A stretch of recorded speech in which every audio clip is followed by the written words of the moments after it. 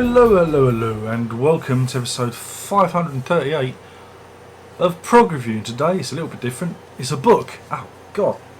Don't hit yourself in the face with books. It's Lucky Man by Greg Lake. It's his autobiography. And thankfully, it was completed before his before him leaving the party early.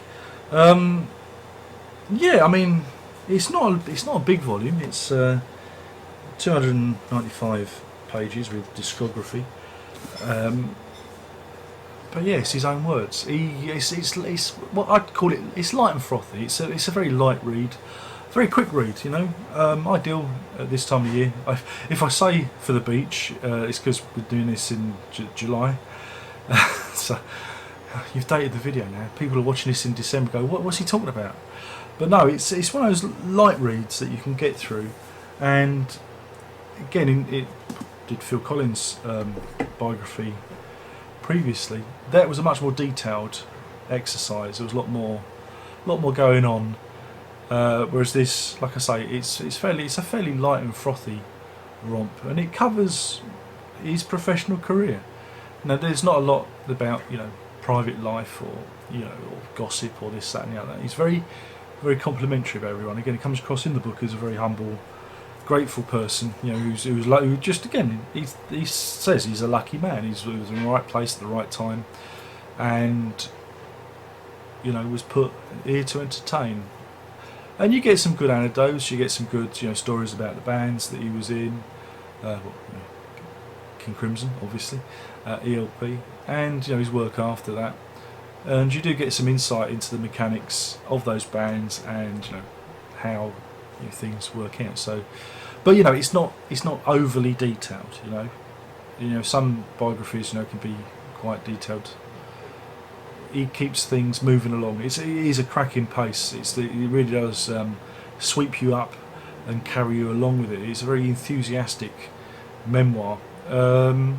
So yeah, for those who expect the warts and all, you get some great story. Again, I don't want to spoil anything. There are some really good stories in there. There's also some really good insights into things. So it's from the horse's mouth. It is authoritative. So you've got that on its side. You've also got you also get some pictures. So you can look at, which are nice. There's two lots of plates. I think there's some at the back as well, I believe. See, there he is doing exercise with Bowie. Bowie's doing some push-ups.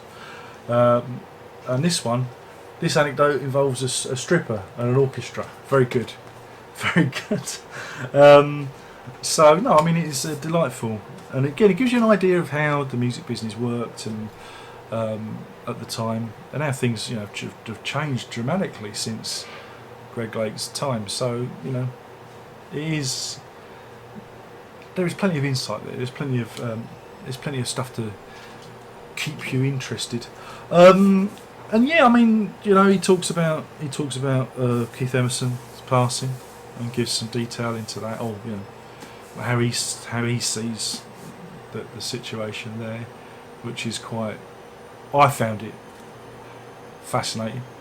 Not sure that the real hardcore fans would. And he also talks about his own illness at the end. And that last chapter, I tell you, if you don't get a little bit teary, then you have a heart made of stone. And there's also his manager's eulogy at the end, which again really really gets you. So yeah, I mean it's a fascinating little book. A lot that I'm sure he lived much more of a life than is actually in here. I think he was very conservative with some of the stories. I've got a feeling he's a little bit. I wouldn't say sugar coated. I think he's just very diplomatic. I think very diplomatic and very careful with his stories, and that shows you the mark of a gent, a real gentleman. Again, I didn't know a great deal about. I know about Greg Lake. Obviously, I know about King Crimson, I know about Emerson, Lake and Palmer. But you get these stories, and so you learn something a little bit new. I enjoyed it. I thought it was a very good read, and I can't remember. I think is it going for 20 quid? Yeah, it's going for 20 quid. Yeah, for the hardback. I don't know if it's come out softback. There may even be a Kindle edition. Who knows? Everything's gone Kindle these days. But if you have any interest in Greg Lake or Emerson, Lake and Palmer or King Crimson, it's definitely worth picking up. You know, you'll get through it in a couple of sittings. I did. I think it took me like 2 sittings to get through. You know, you'll charge through it, and it is a nice life affirming book, even though, you know, it does end on a bit of a sad note. But there you go. Yeah, I don't know what's to go with it in terms of rating. It gets 5 lucky mans out of 5 because it's from the man's mouth himself. You know, he wrote it. I'm just glad that we have the insight. I'm glad we have the book. And yeah, I love music biographies, so you know, I'm always going to be positive with these things. Like I say, it's not as warts and all as Phil Collins' one. I think again sometimes he went a bit too close to the bone. So you know, it's a different style, and I think again it suits the book. And you know, you get to find out how, you know, I Believe in Father Christmas, how that was recorded and came about, and how, you know, how he ended up in Asia, that kind of thing. There's all lots of anecdotes to keep you going, but I don't want to spoil it for you, so I think I will end it there. So yeah, definitely want to pick up, or if it's Christmas, ask Father Christmas to deliver it, or if it's your birthday, got all bases covered, anniversary present, you know, if it's your bar mitzvah, yeah. Or perhaps you just had a win on the GGs. I will put a link in the description so you can order your copy straight from Amazon to your home. Yeah, they do pay me pennies for sales, so do click the button. Anyway, thanks again. I've been talking about Greg Lake's Lucky Man autobiography, which is just out last Friday. Again, I've dated the video, but there you go. And like I say, a thoroughly fascinating read.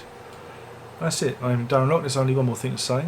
Thanks, Greg, for all the entertainment. You did a good job. More importantly, Prog on.